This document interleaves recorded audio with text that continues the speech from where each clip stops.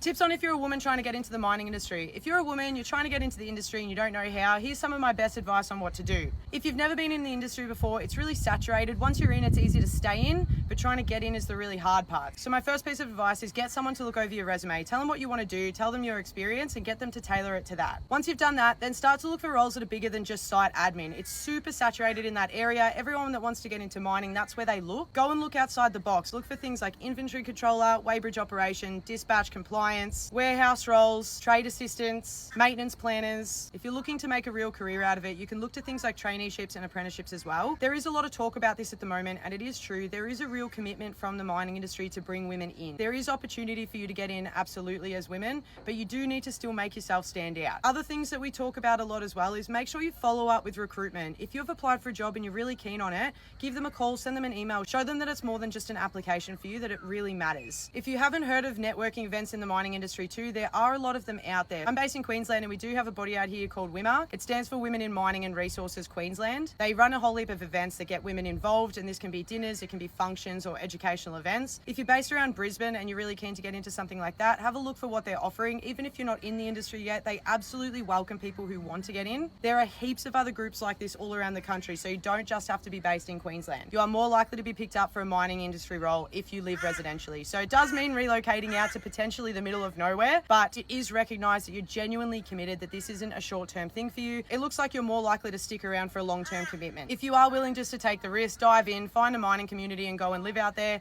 there is heaps of roles. You're not going to struggle to pick up work. There's heaps of hospitality and other types of roles, so you can get out there, get into something and then move over to mining. And finally, the last one, if you are struggling to find work and you get offered a position and it's not exactly what you want, take it. Once you're in, it is so easy to move across. I hear people say all the time, I got offered this role years ago and I wish I took it and I turned it down because it wasn't the right fit. Take the job. I see heaps of people come in as cleaners and then a couple of years later they end up in senior management positions. It seriously happens out here. So if you get offered a job and you can do it, do it. Other than that, stay positive, persevere. You will get in there eventually. If you want it bad enough, you will always find a way. Have a great day.